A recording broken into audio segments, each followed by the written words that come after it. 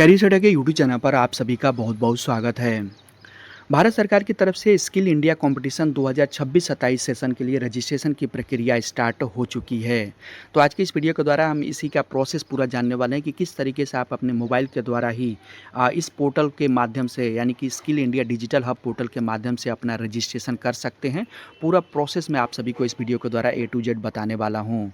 सबसे पहले जान लेते हैं कि स्किल इंडिया कॉम्पिटिशन है क्या। तो स्किल इंडिया कॉम्पिटिशन को भारत सरकार की तरफ से आयोजित किया जाता है, जो कि स्टार्टिंग तौर पर जिले स्तर पर होती है। जिले स्तर पर जो कैंडिडेट क्वालिफाई होते हैं उनको स्टेट स्तर पर भेजा जाता है। उसके बाद स्टेट पर जो कैंडिडेट क्वालिफाई होते हैं उनको जोनल लेवल पे भेजा जाता है, और जोनल में जो कैंडिडेट क्वालिफाई होते हैं उनको नेशनल लेवल पर, और जो कैंडिडेट नेशनल लेवल पर क्वालिफाई होते हैं उनको इंटरनेशनल लेवल पर इस स्किल इंडिया कॉम्पिटिशन के अंतर्गत भारत का प्रतिनिधित्व करने के लिए भेजा जाता है।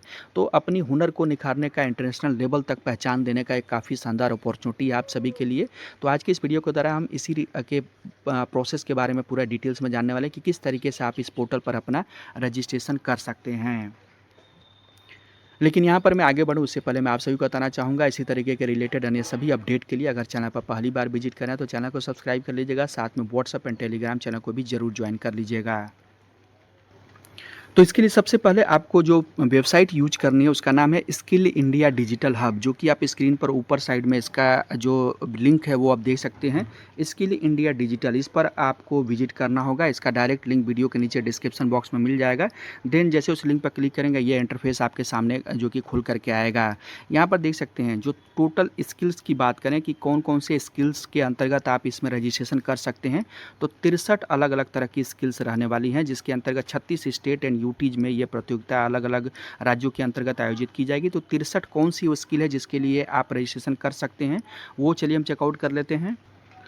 तो यहाँ पर आप देख सकते हैं जिन स्किल्स के बारे में मैंने आप सभी को बताया उन सभी स्किल्स का लिस्ट आप यहाँ पर देख पा रहे होंगे। इन सभी स्किल्स के अंतर्गत आप अपना रजिस्ट्रेशन कर सकते हैं। प्रत्येक स्किल का जो एलिजिबिलिटी के अंतर्गत आपका जन्मतिथि है उसका जो क्राइटेरिया है क्या रहेगा वो भी आप यहाँ पर चेक कर सकते हैं। तो यहाँ पर आपको ये पहली लिस्ट मिल जाएगी, देन दूसरी लिस्ट आप यहाँ पर देख सकते हैं। तो इन सभी स्किल्स के अंतर्गत जिसमें भी आपको अपनी योग्यता आप रखते हो, जिसके लिए आप इंटरेस्टेड हो, जिसमें आप अपना हुनर रखते हो, दिखाना चाहते हो, उसके लिए आप अपना रजिस्ट्रेशन सुनिश्चित कर सकते हैं। तो रजिस्ट्रेशन करने के लिए सबसे पहले आपको टॉप साइड पर जो लॉगिन का इंटरफेस दिखाई दे रहा है इस पर आपको क्लिक करना होगा। जैसे इस पर क्लिक करेंगे इस तरीके से इंटरफेस आपके सामने खुल करके आ जाएगा। यहाँ पर जो सबसे पहले नंबर पर ऑप्शन दिखाई दे रहा है लर्नर पार्टिसिपेंट का, इस पर आप क्लिक करेंगे और देन यहाँ पर जैसे क्लिक करेंगे इस तरीके से इंटरफेस आपके सामने आएगा। यहाँ पर जो मोबाइल नंबर यहाँ पर एंटर करेंगे और उसके बाद जो चेक बॉक्स का ऑप्शन देख रहे हैं इस पर क्लिक करके कंटिन्यू पर क्लिक कर देंगे। देन उसके बाद आपके रजिस्टर्ड मोबाइल नंबर पर एक OTP भेजी जाएगी, उस OTP का आपको एंटर करना होगा। उसके बाद आप अपना एक पासकोड सेट करेंगे। पासकोड 4 डिजिट का होगा और इसको आपको आगे फर्दर यूज के लिए याद रखना होगा। तो 4 डिजिट का पासकोड सेट करने के बाद नीचे क्रिएट का जो ऑप्शन आ रहा है इस पर क्लिक कर देंगे।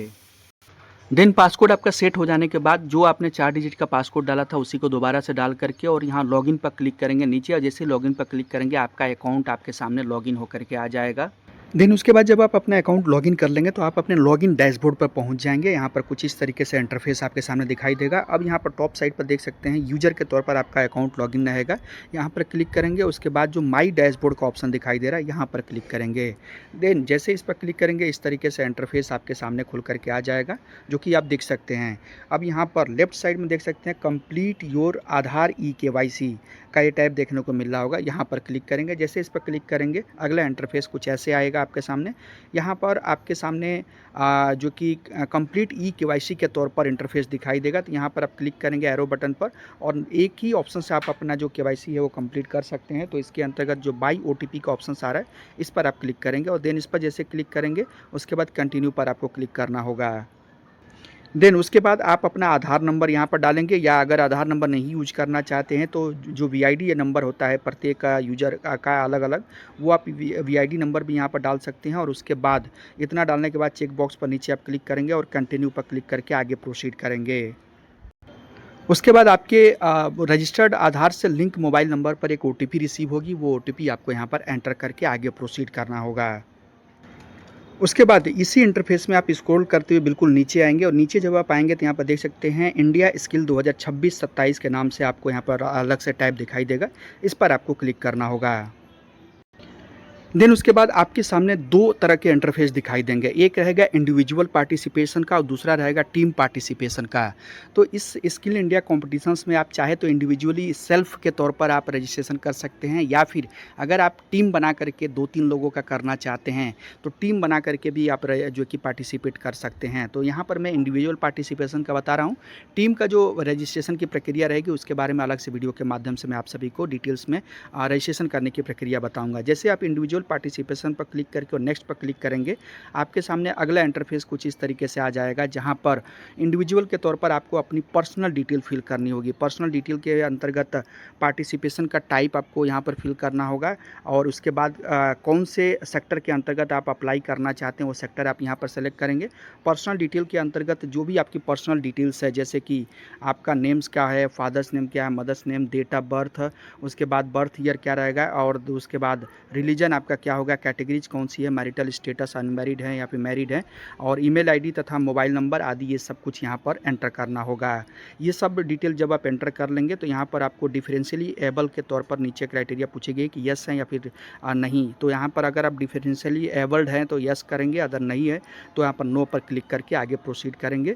उसके बाद अगले इंटरफेस में अब ये एड्रेस डिटेल पर लेकर के चला जाएगा, जहाँ पर आपको अपना एड्रेस डिटेल फिल करना होगा। एड्रेस के तौर पर जो एरिया आपका रहेगा अर्बन है या फिर रूरल है, यानी कि कहाँ के आप निवासी हैं, शहरी क्षेत्र के हैं या फिर ग्रामीण क्षेत्र के, वो आप सेलेक्ट करेंगे। और परमानेंट एड्रेस और करेंट एड्रेस अलग अलग है, तो दोनों के लिए अलग अलग आप यहाँ पर डिटेल भरेंगे। लेकिन अगर आपका दोनों एड्रेस सेम है तो दोनों में जो है कि आपको सेम डिटेल फिल करना होगा।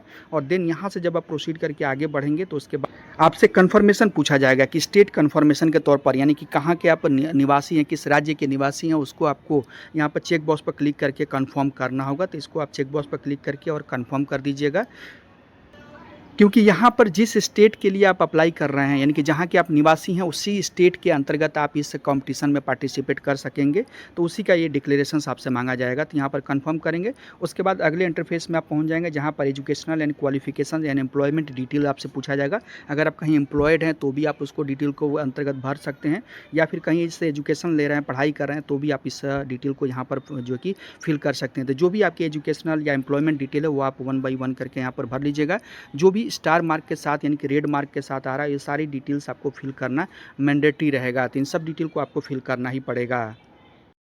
देन उसके बाद कुछ चेक बॉक्स के अंतर्गत आपसे परमिशंस मांगी जाएगी, तो इसको आपको यहाँ पर क्लिक करके और परमिशन दे देना होगा। और उसके बाद नीचे जो सबमिट का ऑप्शन दिखाई दे रहा है, इस सबमिट पर आप क्लिक कर देंगे। जैसे ही सबमिट पर क्लिक करेंगे, आपके सामने कुछ इस तरीके से इंटरफेस अगला आ जाएगा कि thank you for registering in the additive manufacturing for the India skill 2026-27। और आपका जो स्किल डॉक्यूमेंट के अंतर्गत जो डॉक्यूमेंट आप यहाँ से डाउनलोड करना हो, तो आप यहाँ पर क्लिक करके डॉक्यूमेंट्स आप जो कि डाउनलोड कर सकते हैं।